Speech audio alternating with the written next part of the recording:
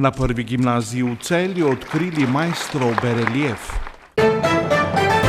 Mestna občina Celje načrtuje nadaljnjo obnovo Knežjega dvorca in gradnjo nove garažne hiše.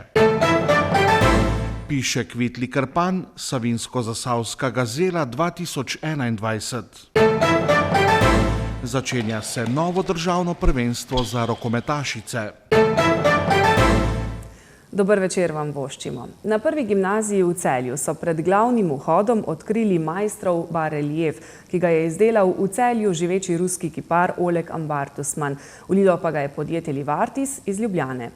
General Rudolf Meister je bil velik redoljub, vojak in pesnik, ki je v šolskem letu 1913-14 v celjski gimnaziji vodil literarni krožek. Prva gimnazija v Celju in društvo generala Maistra Celje sta počastila spomin na generala Rudolfa Meistra, ki je v Celju nedvomno pustil velik pečat. Nobenega dvoma ni, da je njegova zasluga tudi, kot poudarja ravnatelj prve gimnazije Celje dr. Anton Šepetavc, da je Celje ostalo slovensko. Meister pa ni bil edini od mladih ozaveščenih slovensko mislečih ljudi, ki so obiskovali celjsko gimnazijo. Ja, naša gimnazija je stara zdaj že 213 let, v teh 213 letih je skozi šolo šlo tisoče ljudi, med njimi zelo veliko izredno ozaveščenih mladih slovensko mislečih ljudi, ki so se znali odločati prav in so tudi mnogi darovali svoje življenja za svobodo in neodvisnost današnje države Republike Slovenije.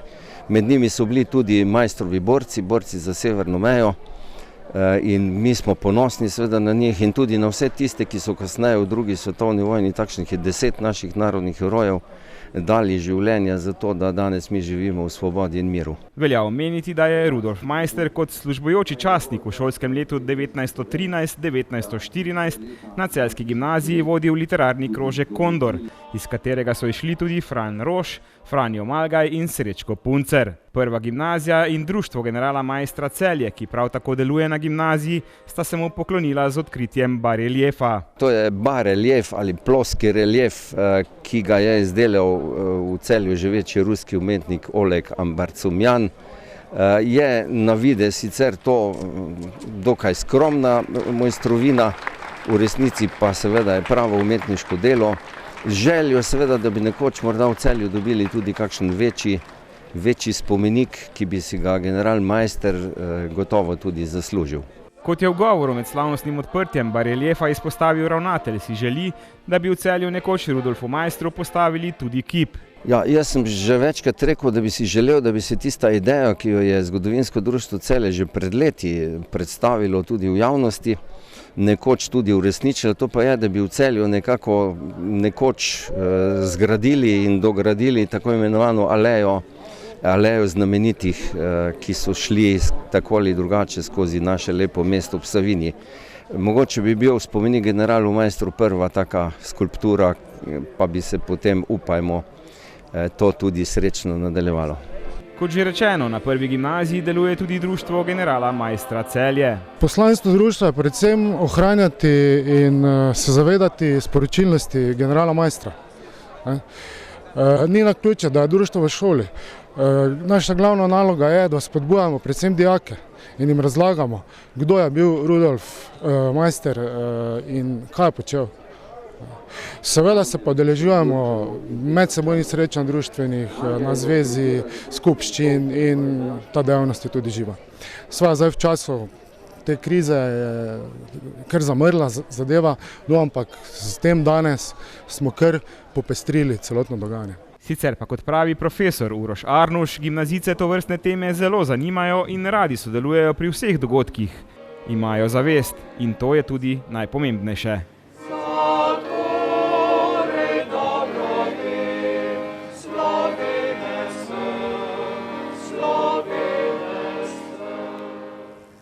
Na mestni občini Celje imajo kar nekaj načrtov in projektov, ki jih bodo izvedli v prihodnjih letih, ko bodo zanje lahko zagotovili denar v občinskem proračunu ali zanje pridobili evropsko in državno sofinanciranje.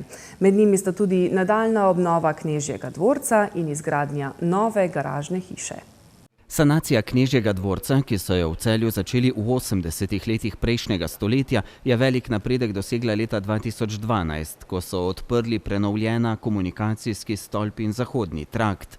Občina je že takrat izrazila željo po nadaljnji sanaciji, a do danes zanjo še niso uspeli dobiti potrebnega sofinanciranja. Obljubljeno nam je bilo, da bodo v bližnji prihodnosti tudi razpisi za tovrstne projekte. Gre za precej veliko investicijo, nekje med 7 in 8 milijoni evrov.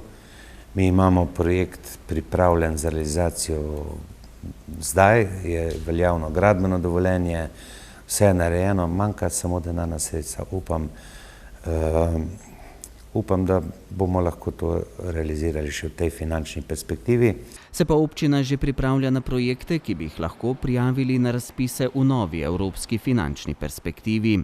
Intenzivno potekajo aktivnosti za izgradnjo parkirne hiše na ulici 14. divizije, kar se nam zdi trenutno najbolj potrebno, tudi ne samo za stanovalce in tiste, ki imajo poslovne prostore tam v bližini, ampak tudi za samo funkcioniranje starega mestnega jedra. Obenem je v načrtu širitev obstoječe garažne hiše Glazija, kjer so kapacitete dobro zapolnjene. V novem objektu naj bi po trenutnih načrtih nove prostore dobila tudi reševalna postaja. Iz teh sredstev za okrevanje pričakujemo sredstva tudi za primarno zdravstvo. S tem denarjem bi, kot že rečeno, sofinancirali izgradnjo reševalne postaje, pa tudi prenovili vilo Sonja za potrebe zdravstvenega doma Celje. Čaka nas še nekaj nalog na področju izgradnje vrtčevskih objektov.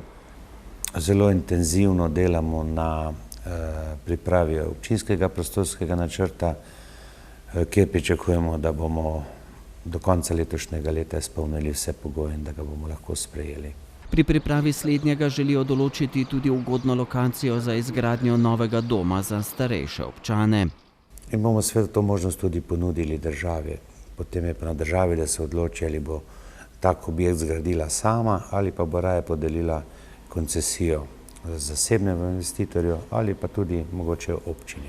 Že za samo pripravo projektov se potrebuje kakšno leto, dve, tako da v bližnji prihodnosti ni na vidiku izgradnje javnega doma za starejše, se pravi ali državnega ali pa občinskega. Načrtujemo pa že dlje časa tudi v dogovoru z stanovanjskim skladom pokojninskega in invalidskega zavarovanja izgradnjo kakšnega objekta za varovana stanovanja. Mislim, da je to tisto, kar v tem trenutku najbolj manjka. Naša želja, pa tudi dogovori so potekali v tem smislu, da bi tak objekt zgradili tu na tem parkirišču za mestno občino Celje. Obstaja pa tudi še kakšne druge potencialne lokacije, ki so primerne.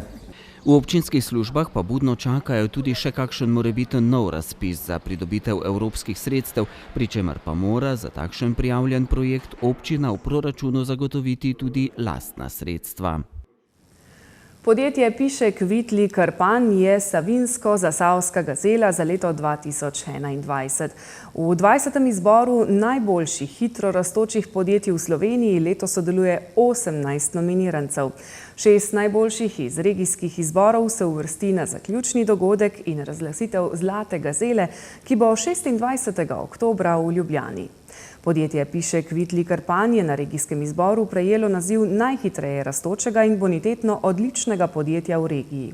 V omenjenem podjetju veliko resursov posvečajo raziskavam in razvoju. Skozi vseh 45 let delovanja pa so zavezani predvsem kakovosti, ki bo njihovo glavno vodilo tudi v prihodnosti.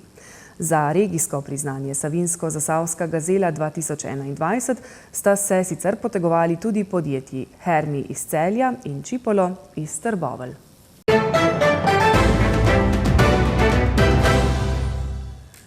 S tekmo med Krimom in Zagorjem se je med tednom začelo novo državno prvenstvo za rokometašice. V njem bodo igrale tudi 3 ekipe s Celjskega. Izmed njih imajo najvišje cilje močno okrepljene Celjanke. Žalčanke in Velenjčanke pa upajo na uvrstitev v sredino prvenstvene lestvice. Izmed 3 klubov s Celjskega so najmanj sprememb v igralskem kadru doživeli v Celju. V klub so pripeljali zelo zveneče ukrepitve. Povratnici Sanjo Vrček in Katarino Regner, Aniko Strnati Žalca in Tijo Tomc iz Krima. Najprej bi se dotaknila, da je žal naš klub zapustile 4 igralke. Tako da smo bili tudi primorani se obrniti k novim obrazom. Zelo smo si želeli v klub pripeljati nazaj celjske igralke, kot so Sanja Vrček, Katarina Regner. Naša želja je bila tudi Anika Strnat in pa na posojo smo dobili mlado Tijo Tomc iz Krima, ki si je izbrala našo sredino za napredek, za kar smo veseli. Zelo smo se želeli ukrepiti predvsem na zunanjih položajih, na bekovskih linijah, kjer smo imeli v prejšnji sezoni največje težave. Žalski klub je v prestopnem roku ostal brez vseh nosilk igre iz lanske sezone. Nadomestile so jih mlade rokometašice. 2 izmed njih, Cerakova in Kraljeva, sta v Žalec prišli na posojo iz ljubljanskega Krima. Normalno, da smo pod hodu teh nosilk igre mogli cel sistem dejansko spremeniti. To se pravi, če ti odidejo glavne nosilke igre, ki so dejansko vodile žalsko igro v preteklosti, je potrebno iskati rešitve, ki jih pa na trgu dejansko, ampak v našem prostoru ni. Saj, če pogledamo, je naša prva liga dejansko že v tem trenutku preštevilčna. Ta zmanjšanje lige bi se moralo zgoditi 5-6 let nazaj. Se pravi, če bi hoteli imeti dokaj kvalitetno prvo ligo, bi dejansko morali to znižati, kajti igralk dejansko več ni. So pa mlade, ki pač prihajajo, ampak potrebno je še veliko dela, veliko kilometrine. Celjanke si v novi sezoni želijo uvrstitve v ligo za prvaka. V žalskem klubu bodo lansko izjemno sezono z močno pomlajenim kadrom bržčas zelo težko ponovili. Naše želje, če bo vse normalno steklo, so sigurno, da posežemo više kot v lanski sezoni. Predvsem smo si želeli, kot sem rekla, dobiti širino na bekovskih pozicijah, ker smo imeli težave v igri v napadu. Obrambno igro smo dokaj dobro sestavili v obeh prejšnjih sezonah, oziroma smo imeli tudi drugo obrambo in pa tretjo obrambo lige. Napad smo bili pa zelo okrnjeni v smislu kreativnosti, tako da verjamem, da bodo vse te igralke dodale še neko piko na i, da bo tudi napad veliko boljši, tako kot smo si ga zamislili in tako kot želimo.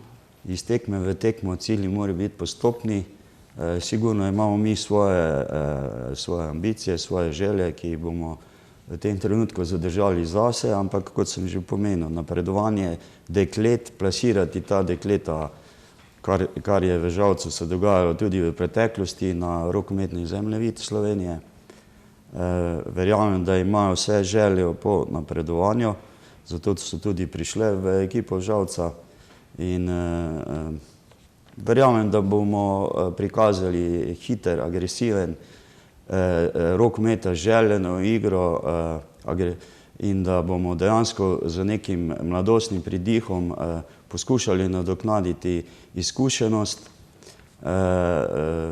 Kam nam prinese, bomo videli. Celjanke bodo v nedeljo novo sezono odprle z gostovanjem pri Litiji. Žalčanke bodo na začetek sezone še morale nekoliko počakati, saj je jutrišnja tekma proti Velenju zaradi okužb s koronavirusom v velenskem klubu prestavljena na kasnejši termin. Vsak športnik si želi takrat, ko je postavljen pred tem, da začne s tekmovanjem, zato tudi vsi treniramo. Sigurno nam ni najbolj povšeč, želeli bi si pač, da bi to tekmo odigrali tako, kot je, kajti vsaka predstavljena tekma pomeni, da bo kasneje se zadeva še bolj zgostila in bomo izpostavljeni večjemu pritisku oziroma izpostavljenosti nekim zadevam na igrišču in ob igrišču, tako da upam, tako kot sem že omenil, da bo tega čim manj in da bomo na koncu pripeljali prvenstvo do konca regularno. Šport je vedno tak, da moraš vse prikazati in pa dokazati na igrišču. Mi gremo tekmo po tekmo, vsako tekmo in vsaki tekmi si želimo prikazati čim boljšo igro in pa napredovati kot ekipa. Bekovska linija je dokaj nova, tako da mi je zelo žal, da nismo mogli odigrati vseh teh prijateljskih tekm, katere smo si zamislili, ker bi sigurno imeli boljši vpogled, kaj vse smo naredili do zdaj v taktičnem smislu tudi. Tako da bomo videli, vsekakor pa si želimo zmage.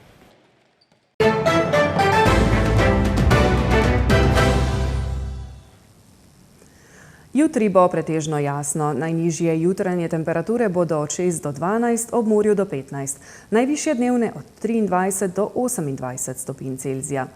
V nedeljo bo večinoma sončno, popoldne bodo zlasti na severu krajevne plohe. V ponedeljek bo pretežno jasno in čez dan še vedno razmeroma toplo. Mi pa vam voščimo le še prijeten konec tedna. Lahko noč.